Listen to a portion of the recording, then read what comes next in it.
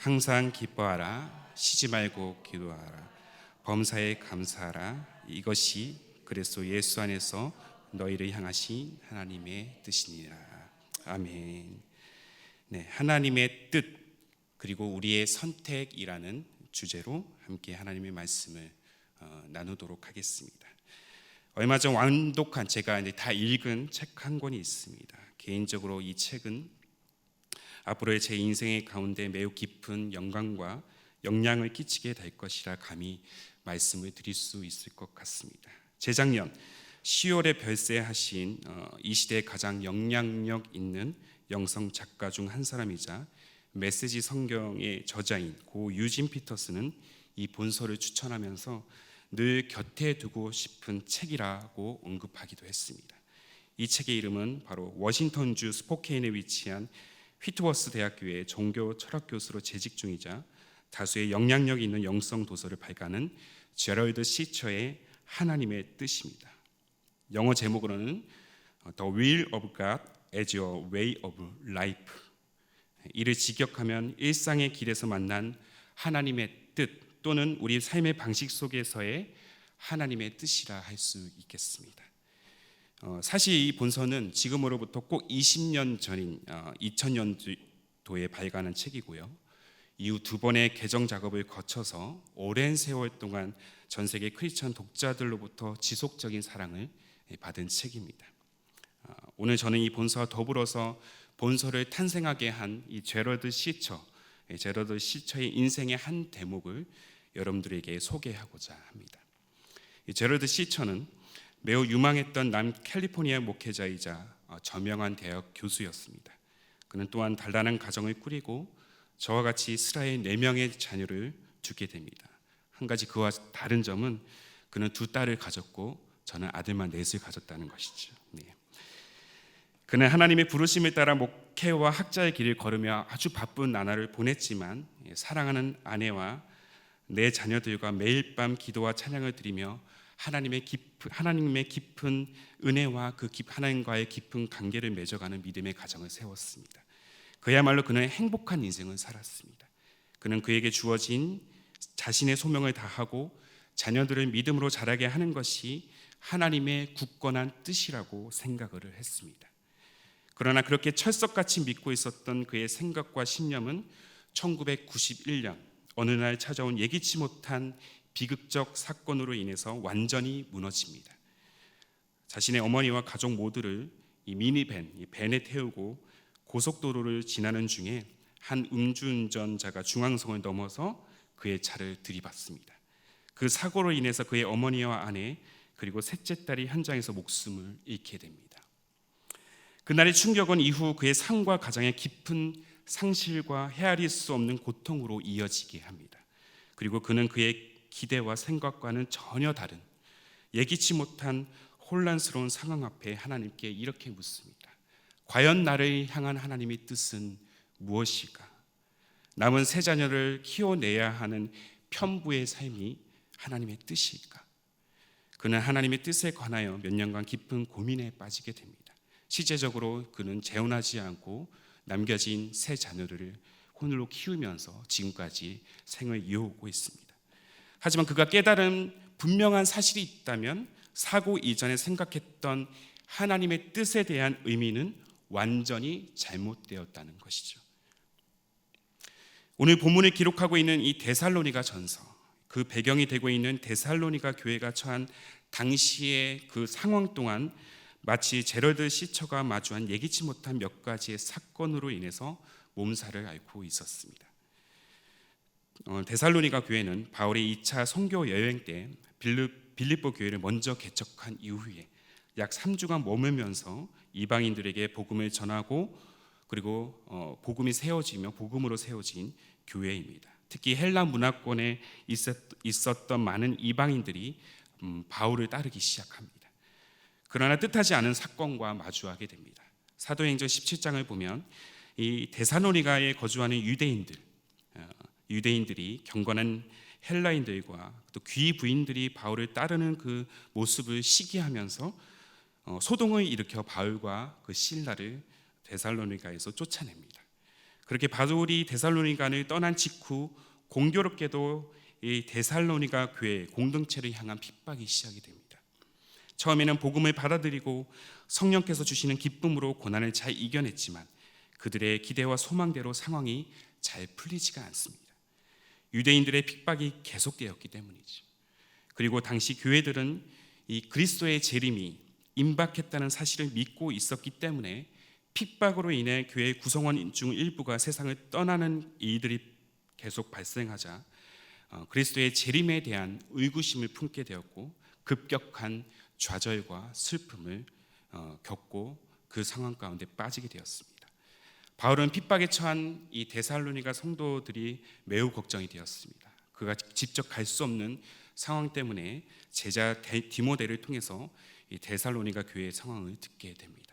디모데를 통해 그럼에도 불구하고 생각보다 잘 버티고 있는 성도들에 대한 감사함을 느끼고 그 감사의 마음과 고난과 핍박 중에서 하나님의 뜻 안에 복음 안에서 믿음이 흔들리지 않도록 권면하기 위해 쓴 편지가 바로 데살로니가 전서인 것이죠. 그의 서신 가운데 오늘 주목하고 있는 내용이 바로 바울이 전한 하나님의 뜻입니다. 바울은 지금 데살로니가 공동체를 향해 하나님의 뜻을 전하고 있습니다. 그런데 그 뜻을 여러분들 가만히 살펴보십시오. 하나님의 뜻이 어떤 거대한 프로젝트나 어떤 위대한 목표를 이루기 위한 어떤 타이틀로 보이시는가요? 결코 거대하거나 위대하지 않습니다. 오히려 매우 사소한 일들에 불과합니다. 매우 일상적이고 또 우리가 너무나 잘 알고 있는 사실을 지금 언급하고 있습니다. 제럴드 시처도 마찬가지입니다. 사고 이전에 생각했던 하나님의 뜻, 그 뜻은 그 목적과 방향이 한 가지의 주제, 한 가지의 테마를 가진 거대한 타이틀이었다면 사건 이후에 그가 직면한 하나님의 뜻은 예기치 못한 사건과 상황, 갑작스럽게 찾아오는 위기와 고난, 매일 매순간 우리 일상에서 끊임없이 마주하고 있는 수많은 문제와 갈등, 숱한 선택의 기로에서 찾아내는 일상의 탐험이라는 사실, 곧 하나님의 뜻은 인생 전체를 향한 자신의 거대한 뜻보다 먼저 각자의 다양한 삶의 방식 속에서 일련의 사건들을 지나며 지극히 짧은 순간 그 찰나의 상황 속에서 하나님을 위해 그 뜻을 선택하는 일상의 모습임을 지금 정의하고 있다는 것이죠. 그래서 그는 그의 저서를 통해 하나님의 뜻에 대해서 다음과 같은 짤막한 문구를 남기게 됩니다. 하나님의 뜻은 지금 내가 있는 바로 이곳에서 하나님을 위해 사는 것이다. 그렇다면 이와 같은 정의 가운데 우리가 바라보고 기대하는 하나님의 뜻은 과연 무엇일까요? 그리고 무수한 상황들이 펼쳐지고 있는 우리의 일상에서 또한 전혀 예상치 못한 사건을 마주하는 그 순간에 우리가 찾아야 할 하나님의 뜻은 과연 무엇이겠습니까? 우리는 하나님의 뜻을 이루기 위하여 우리가 너무나도 잘 알고 있는 본문에 기록된 세 가지의 방편을 조금 더 면밀히 살펴보고자 합니다. 우리 일상에서 하나님의 뜻을 이루기 위한 선택, 그 첫 번째 방편은 바로 복음의 기쁨을 누리는 일상을 우리는 선택해야 한다는 것입니다. 복음의 기쁨을 누리는 일상을 선택하십시오. 다 같이 본문 16절의 말씀을 큰 목소리로 함께 읽도록 하겠습니다. 시작. 항상 기뻐하라. 네. 이 항상이라는 단어를 근거로 봤을 때 기뻐하라는 이 표현 자체가 우리 일상에서 매우 비현실적으로 다가오고 있다는 사실을 우리는 부정할 수 없습니다. 우리 인생에 항상 기쁜 일만 있는 것은 아니기 때문이죠. 조금 더 현실적으로 표현하자면 우리의 인생은 웃을 일보다 사실은 울 일이 더 많습니다. 매일 매순간 우리는 염려를 가득 안고 우리의 미래를 바라보며 나아가야 합니다. 특히 코로나19 바이러스가 전 세계로 퍼지는 이 팬데믹을 겪으면서 우리는 삶의 기반이 흔들리고 있습니다.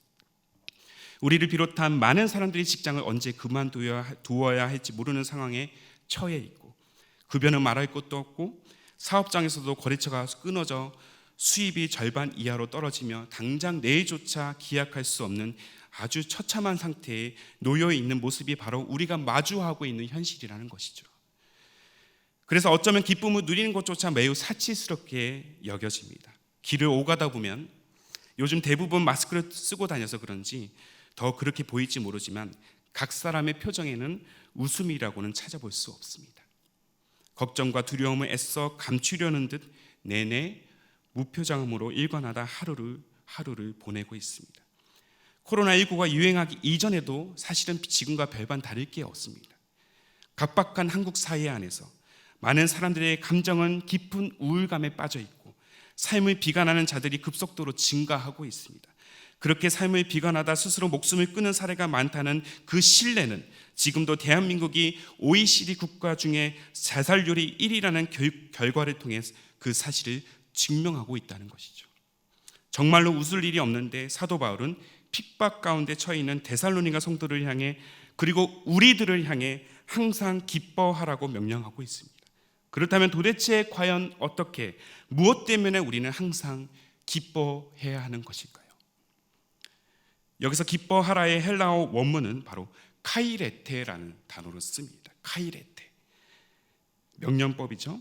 기뻐하라.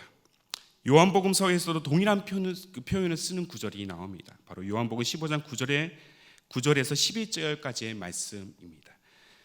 아버지께서 나를 사랑하신 것 같이 나도 너희를 사랑하였으니 나의 사랑 안에 거하라. 내가 아버지의 계명을 지켜 그의 사랑 안에 거하는 것 같이 너희도 내 계명을 지키면 내 사랑 안에 거하리라. 내가 이것을 너희에게 이름은 내 기쁨이 너희 안에 있어 너희 기쁨을 충만하게 하려 함이라. 여기서 주목해야 될 단어 내 기쁨, 내 기쁨이 너희 안에 있어 너희 기쁨을 충만하게 하려 함이라. 지금 예수께서 제자들을 향해 누구 안에 거하라고 말씀하고 계십니까? 예수 안에, 나의 사랑 안에 거하라고 말씀하시죠. 나의 사랑은 누구를 의미합니까? 바로 그리스도의 사랑입니다. 그리고 예수께서 하나님의 계명을 지켜 하나님의 사랑 안에 거하는 것과 같이 우리도 그리스도의 계명을 지키고 그 사랑 안에 거하게 되면 어떤 결과로 지금 이어진다고 말씀하십니까? 그리스도께서 하나님으로부터 받은 그 기쁨이 우리 영혼에 들어오고 그 기쁨이 어떻게 된다고요? 우리 삶에 충만하게 채워질 것이란 의미인 것이죠. 그러므로 카이레테, 이 기쁨의 근원은 세상으로부터 오는 것이 아니라 하나님으로부터 오는 것입니다. 믿으십니까? 하나님을 믿고 예수 그리스도의 십자가 사랑 안에 거할 때 그 기쁨이 찾아온다는 것이죠.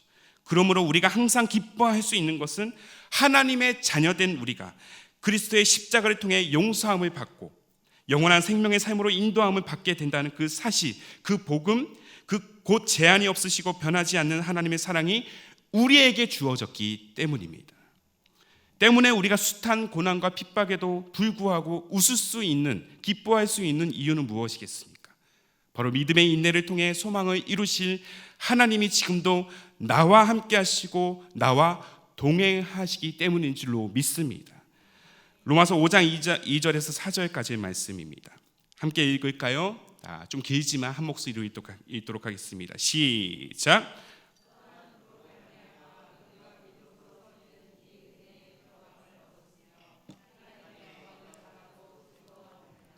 다만 이뿐 아니라 우리가 환난 중에도 즐거워하나니 이는 환난은 인내를, 인내는 연단을, 연단은 소망을 이루는 줄 알미로다.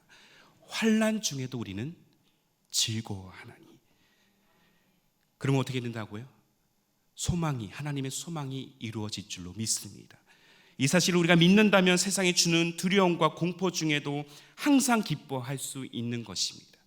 마치 사막 한가운데 갇혀 삶을 이어갈 그 어떤 희망도 보이지 않는 중에 내가 주님을 기뻐하기로 선택한다면 반드시 우리의 인생은 소망을 발견하게 될 것입니다. 숨막힐 정도로 뜨거운 태양이 내려쬐는 한 사막 가운데 정차된 이동식 주택에 한 젊은 부부가 갓난 아기와 함께 살고 있었습니다. 그 부부가 한 달을 살아가려면 단돈 400달러가 필요한데도 돈을 구할 수가 없어서 한 줄을 빵과 우유조차 없이 굶주리며 살아가야만 했습니다. 그렇게 극심한 가난을 겪으며 막막하고 암담한 상황 가운데서 어느 날 아이의 엄마는 아이를 잠재우고 하나님께 기도를 올려드립니다. 어쩌면 그녀의 기도는 기도할 의지조차 없는 무기력하고 처참한 심정으로 마지막으로 토해내는 절규일지도 모르겠습니다. 그런데 갑자기 기도 중에 이와 같은 찬양의 고백이 떠오릅니다. 사랑해요 목소리 높여 경배해요.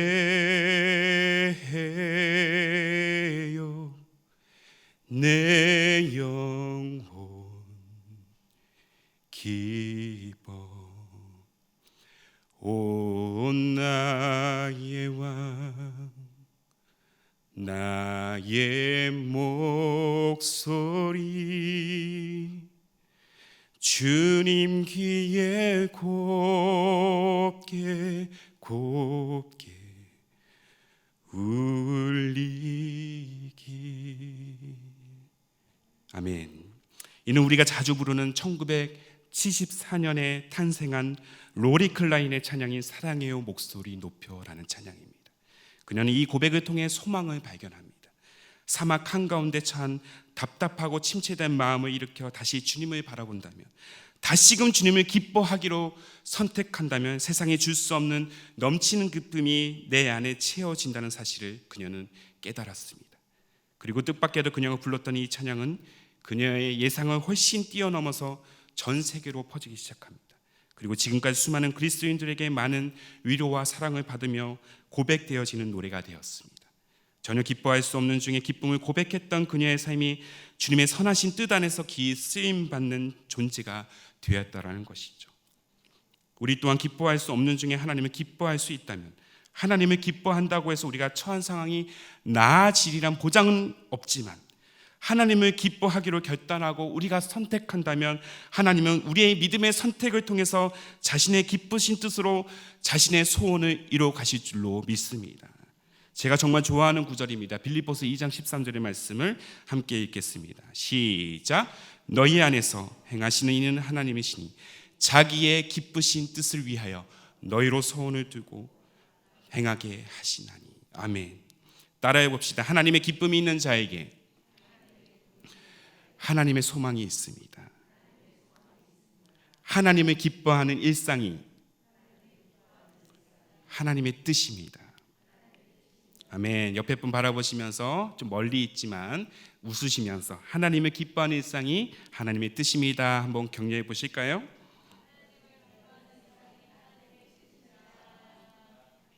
한 걸음 더 나아가서 우리 일상에서 하나님 뜻을 이루기 위한 두 번째 방편이 있다면 그것은 언제 어디서든 하나님의 임재를 구하는 기도를 선택해야 된다는 것입니다. 언제 어디서든 하나님의 임재를 구하는 기도를 선택하십시오.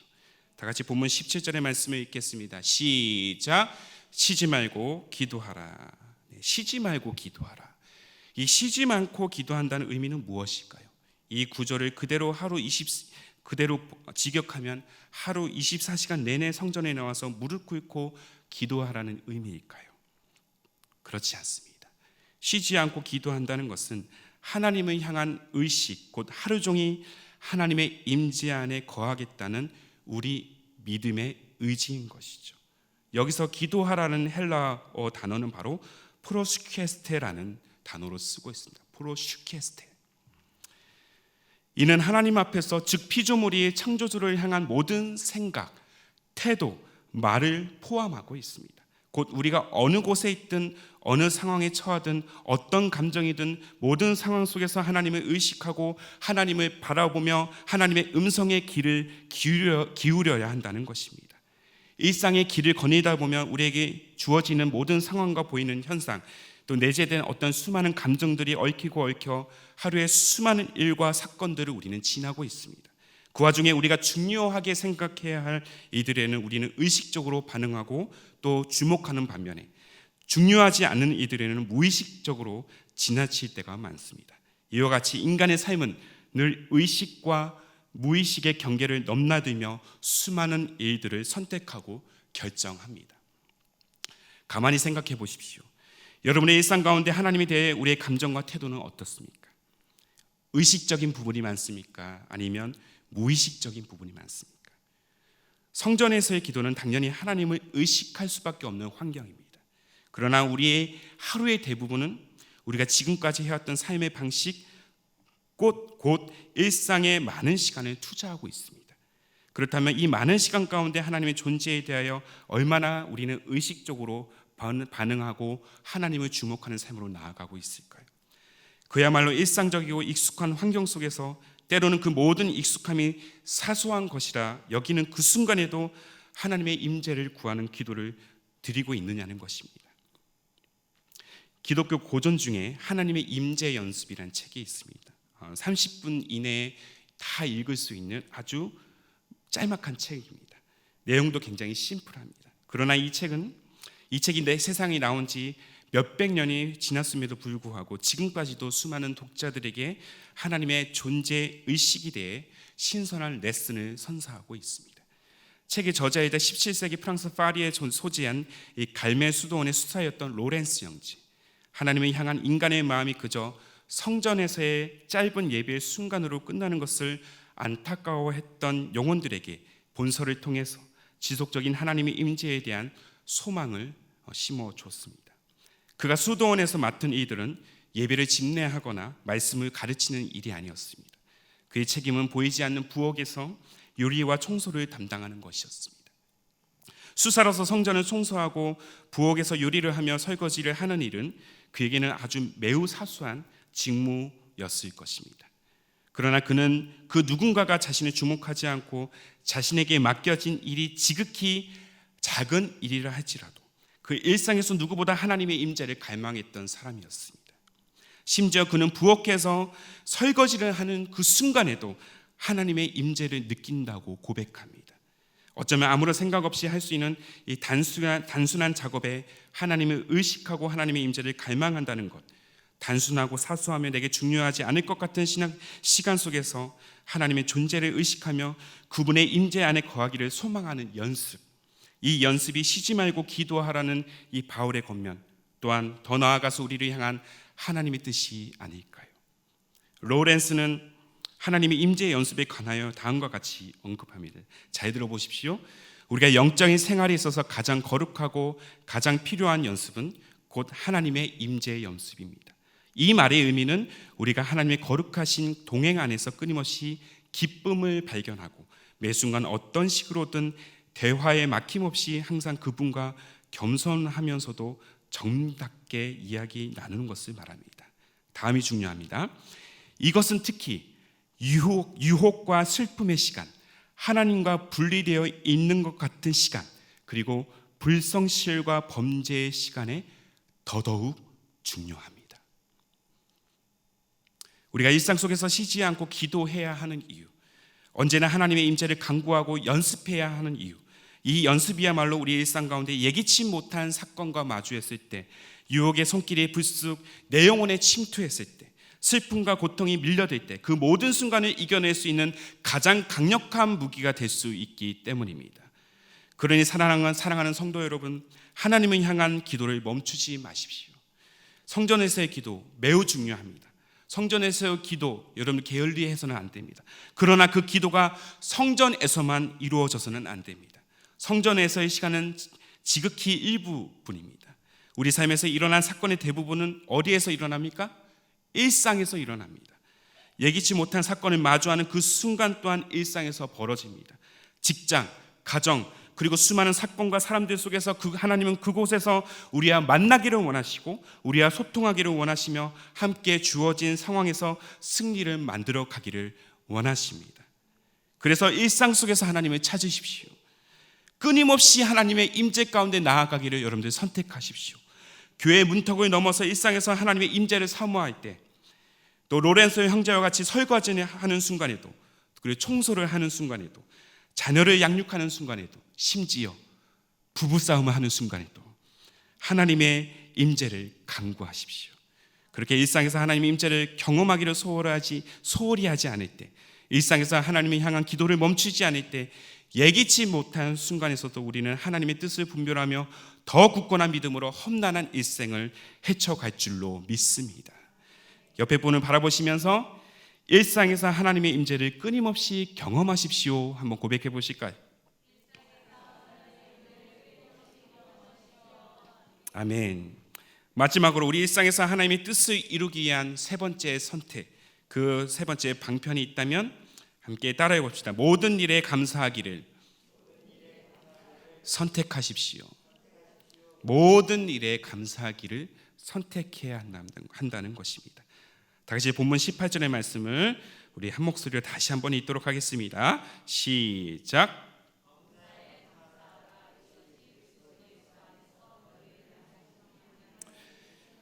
네, 여기서 감사, 이 감사하라의 헬라어 원어는 바로 유카리스테오라고 쓰고 있습니다. 유카리스테오.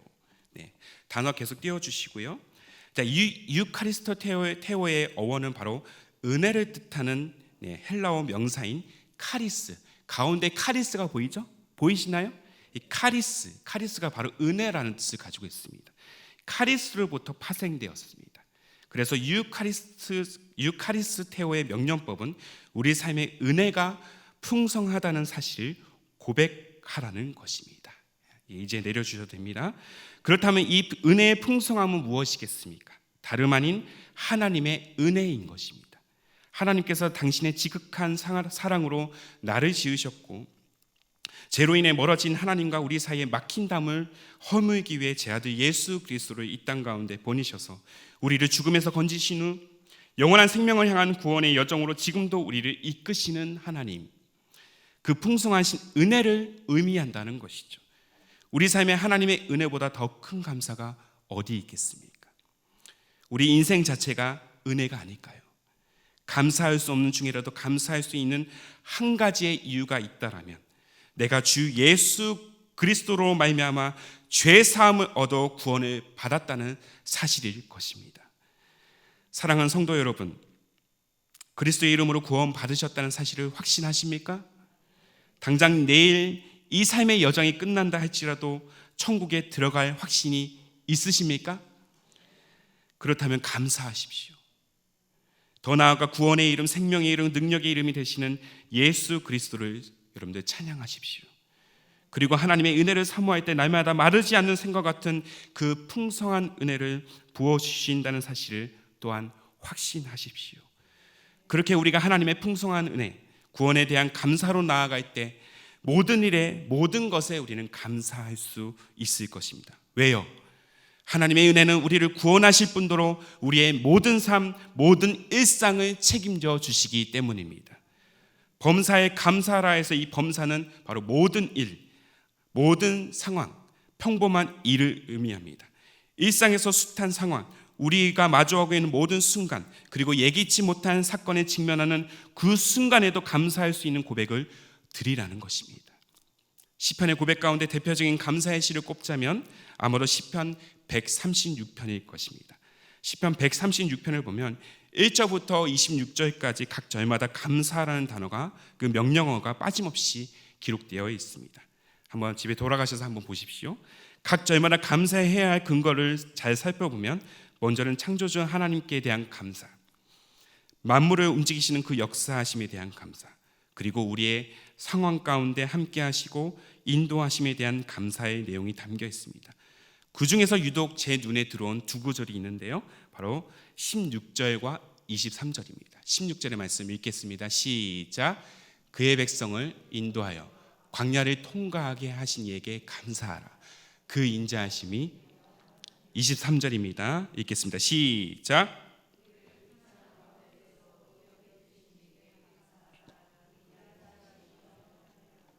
광야길을 통과하게 하신 하나님께 대한 감사, 비천한 가운데서 우리를 기억해 주신 하나님께 대한 감사. 이 두 가지의 상황은 우리가 마주하고 있는 매우 암담한 현실 속에서 해야 할, 고백해야 할 믿음의 선언, 또 감사의 고백인 줄 믿습니다. 지날 때는 모르지만 지나고 보면 모든 것이 은혜입니다. 믿으십니까? 지날 때는 힘들고 괴롭고 그렇게 만드신 하나님이 너무 원망스럽지만 지나고 보면 모든 하나님의 은혜의 손길에서 비롯된 놀라운 섭리라는 사실을 우리는 또한 고백하게 됩니다. 그러나 무엇보다 중요한 것은 우리의 선택입니다. 오늘 우리는 하나님을 감사하고 있는가? 오늘도 우리를 이 자리로 인도하시고 삶의 자리를 지켜주신 하나님께 감사하고 있는가? 비록 비천하고 괴롭고 여전히 내 영혼은 세상에 의해 기쁨이 박탈당하고 하루를 살기조차 힘든 그 허덕임과 두려움과 좌절의 연속이 내 삶을 짓누를 때, 그럼에도 우리를 구원하신 그 풍성하신 은혜를 따라 믿음으로 주님을 바라보며 감사와 찬양의 고백을 드리기를 나는 오늘 선택하고 있는가? 19세기 영국 침례교회 목회자이자 역사상 가장 위대한 설교자라고 칭함을 받고 설교자 중에 설교자들의 스승이라 일컫는 찰스 헤돈 스펄전 목사님은 감사와 관련하여 이렇게 고백을 하고 있습니다. 한번 보시죠. 촛불을 주신 하나님께 감사하라. 그러면 전등불을 주실 것이요. 전등불을 주신 하나님께 감사하라. 그러면 달빛을 주실 것이요. 달빛을 주신 하나님께 감사하라. 그러면 햇빛을 주실 것이요. 햇빛을 주신 하나님께 감사하라. 그러면 천국을 주실 것이다. 오늘 우리 일상에서 기쁨을 선택해야 하는 이유, 또한 일상에서 하나님의 임재를 구해야 하는 이유, 더 나아가 어떤 상황 속에서도 감사를 우리가 고백해야 하는 이유, 그 궁극의 이유는 우리를 자녀 삼아주시고 가장 선한 것으로 우리 일상에 필요한 모든 것들을 채워주시며 우리를 하나님의 사람으로 세우셔서 자신의 소원대로 우리를 부르신 후 당신의 거룩한 일들을 행하시며 무엇보다 매일 매순간 우리의 일상에서 영원까지 우리와 함께 하시기 위한 하나님의 뜻이기 때문입니다. 다시 한번 서두에 언급한 제럴드 시처의 하나님의 뜻에 관한 정의를 다시 한번 바라보며 오늘 말씀을 마무리하도록 하겠습니다. 하나님의 뜻, 그것은 무엇일까요? 하나님의 뜻은 지금 내가 있는 바로 이곳에서 하나님을 위해 사는 것이다. 바로 이곳에서 또 우리가 마주하고 있는 일상에서 하나님의 뜻을 위해 우리가 선택해야 할 것, 그것은 바로 항상 기뻐하기를 선택하고 언제나 하나님의 임재를 간구하기를 또한 선택하며 우리를 구원하신 주께서 허락하신 모든 일상에 감사하는 일생을 선택하는 것이 하나님의 뜻임을 우리는 기억해야 될 것입니다.